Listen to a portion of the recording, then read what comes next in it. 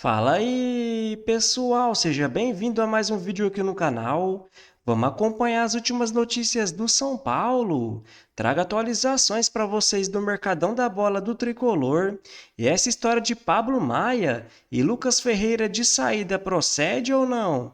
Então, sem mais enrolação, vamos pro vídeo. Atualizar agora sobre a possibilidade de Pablo Maia ser vendido pelo São Paulo em julho. Você deve ter encontrado nas redes sociais notícias dando conta de que o volante tem negociações para deixar o tricolor. Consultei o São Paulo e representantes do atleta e posso assegurar que não há nenhuma proposta oficial nem algo parecido. Houve uma sondagem muito leve já há algum tempo de um clube espanhol e esse clube acabou por não seguir nas conversas, então o próprio staff do Pablo Maia dá a chance de uma negociação para julho como muito pequena, para não dizer mínima. Isso também tem a ver com o fato de que o Pablo, se recuperando de uma contusão que o afastou durante bastante tempo, ainda não conseguiu assumir o papel de protagonista no São Paulo. A expectativa é de que a partir da volta, após a pausa do Super Mundial, aí sim, ele retome a condição de titular absoluto e na janela de dezembro ou então em julho do ano que vem possa aparecer alguma coisa mais importante. Se o assunto é venda de volante, hoje o São Paulo está muito mais preparado para negociar o Bobadilla do que qualquer outro jogador. O paraguaio que perdeu espaço com o Zubeldia também não deve ser tão utilizado sob o comando do Hernan Crespo. Então, se pintar uma proposta que permita ao São Paulo pelo menos recuperar o investimento feito no jogador, esse negócio acontecerá. O primeiro contato do Crespo com o elenco vai ser só na quinta-feira, quando o grupo volta do período de férias, certo?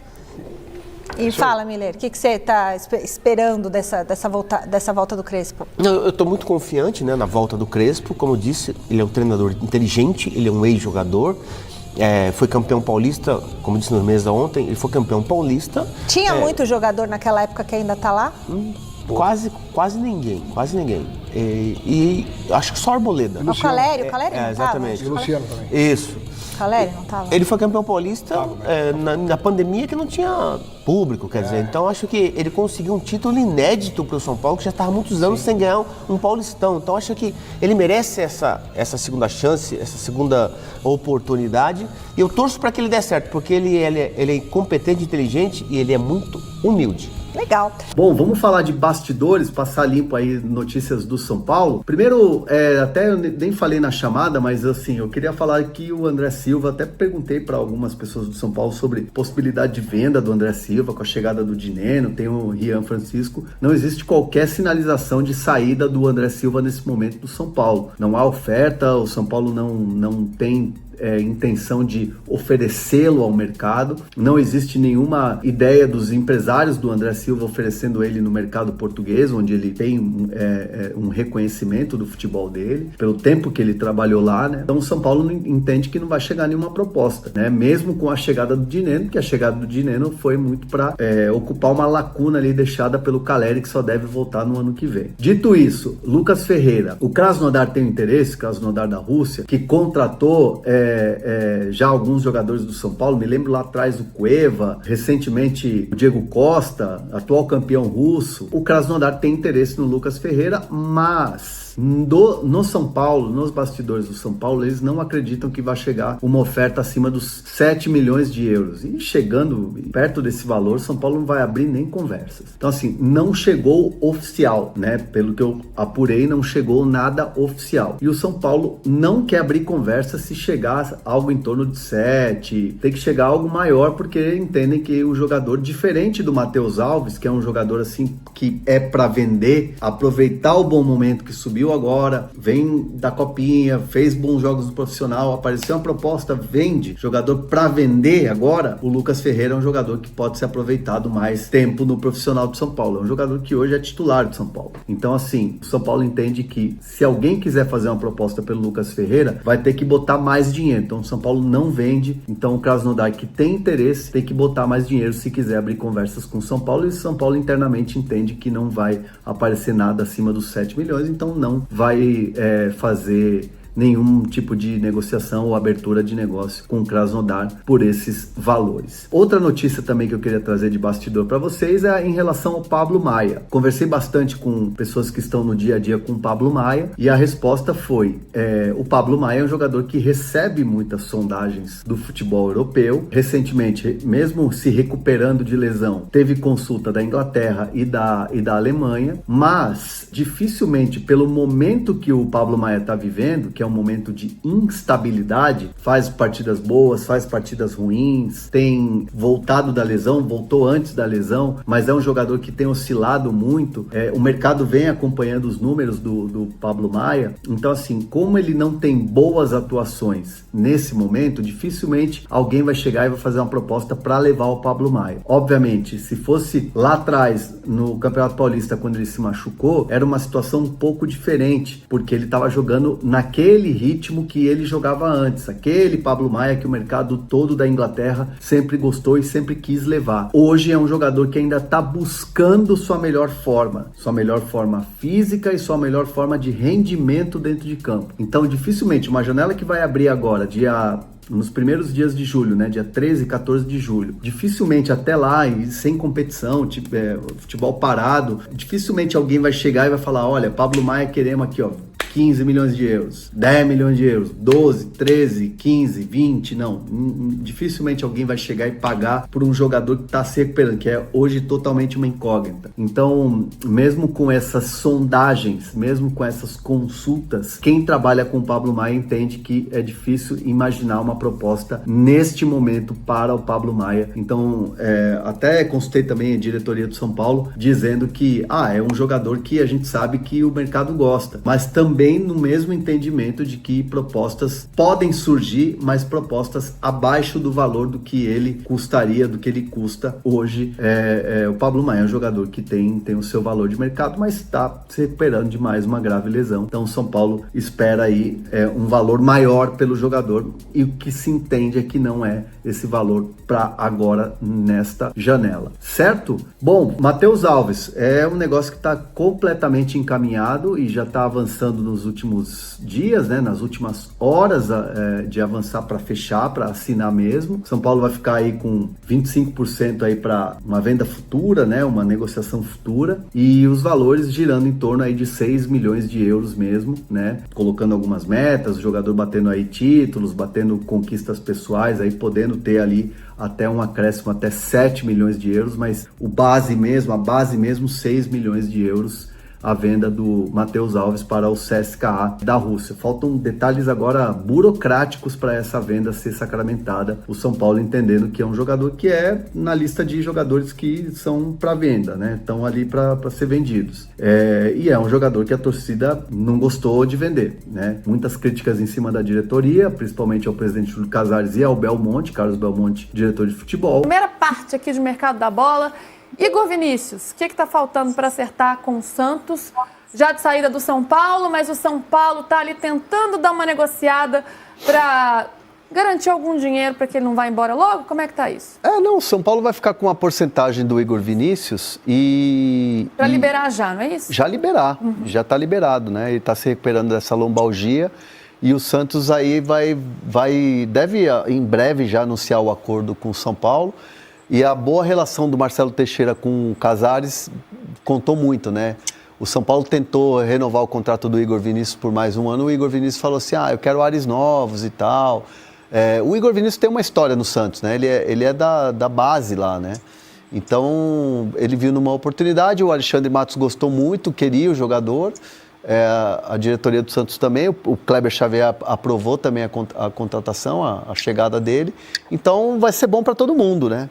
A torcida do Santos tá meio nariz, torceu um pouco o nariz, né, pelo jogador, porque assim, viu muita comemoração de torcedor de São Paulo pela saída, mas aí é muito mais hater, né, cornetada, porque o Igor Vinícius é um jogador que teve altos e baixos, mas eu entendo que é um jogador que se encaixa no modelo de jogo do Kleber Xavier, e ele pode respirar ares novos, então acho que tem tudo para dar certo.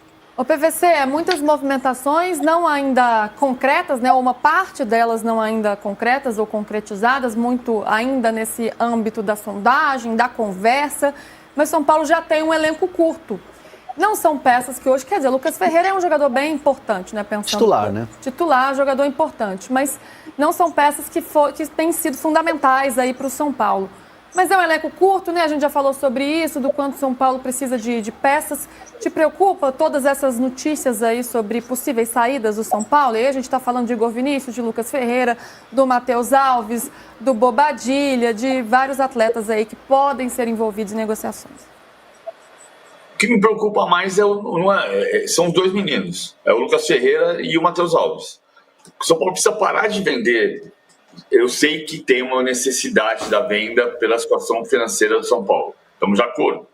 Estou entendendo tudo. Não estou vivendo no mundo da lua. Mas, cara, assim, você pega casos como o David Neres, que jogou 8 partidas pelo São Paulo. O Antony, que jogou 50 partidas, 52. Você revela, trabalha, rala, faz um monte de investimento na base para revelar um jogador, para transformar o jogador em dinheiro.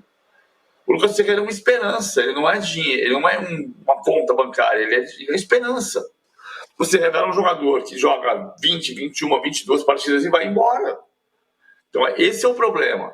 O Igor Vinícius deu. O Bobadilha tem um desgaste do caso recente de xenofobia. E também pode ser que vá embora, pode ser bom para ele, pode ser bom para São Paulo, pode ser bom para todo mundo. Mas os dois meninos são uma repetição de uma história de Antony, de David Neres, de Beraldo. E o São Paulo é um clube que merece mais do que isso. Ter um jogador que fique 2, 3, 4 anos, seja campeão, então vai embora.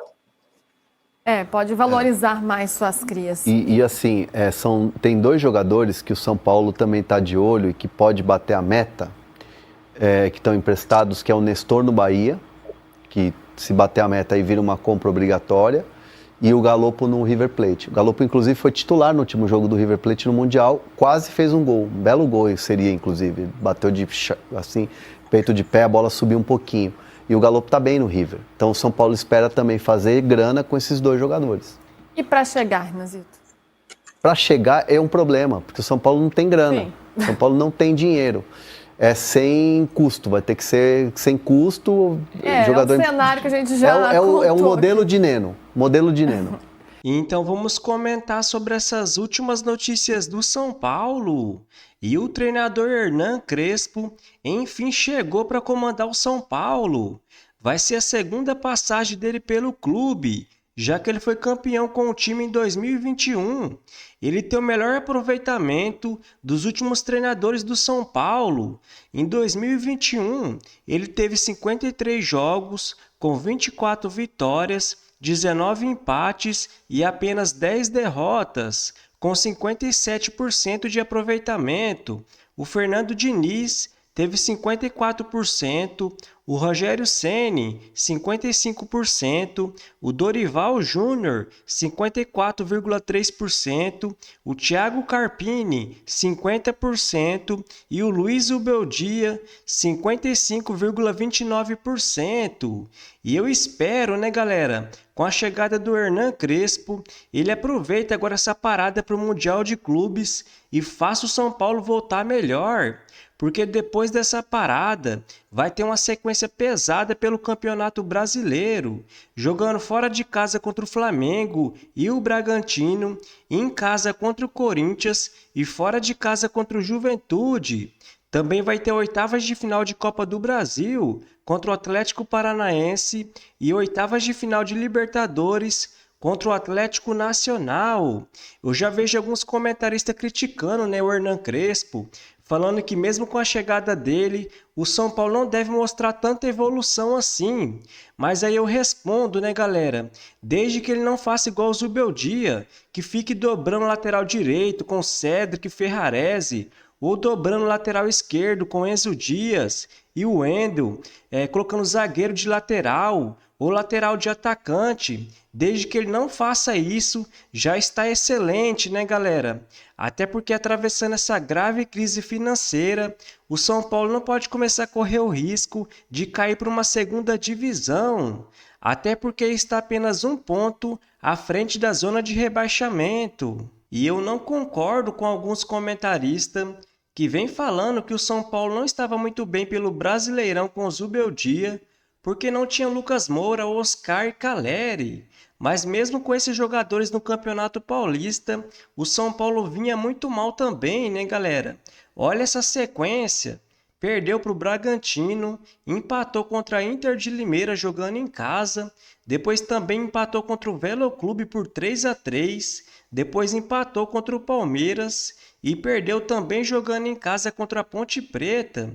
E vamos dar uma olhada nessa escalação do São Paulo no jogo contra o Velo Clube, por exemplo. O tricolor tinha Jandrei, Cédric, Arboleda, Lanfranco e Enzo Dias, Pablo Maia e Alisson, Lucas Moura e Oscar, Luciano e Caleri. E mesmo com esse time, o tricolor conseguiu tomar 3 gols do Velo Clube. E agora vamos ver a escalação do São Paulo, comandado pelo Hernan Crespo, campeão paulista de 2021, vencendo o Palmeiras por 2-0.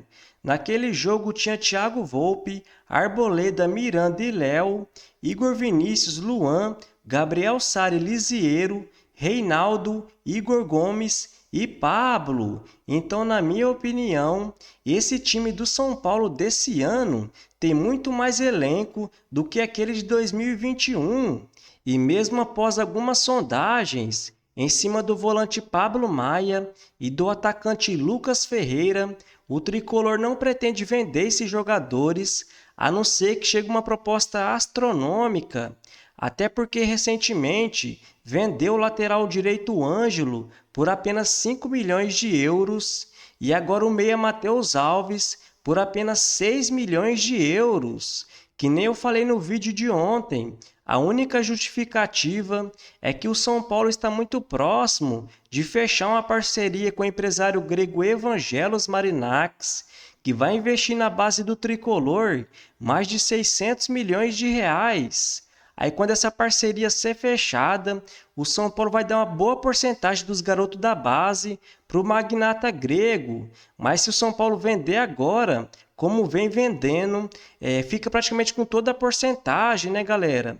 Essa, na minha visão, é a única justificativa. Então, se você curtiu o vídeo, deixa seu like, se inscreva no canal e até a próxima!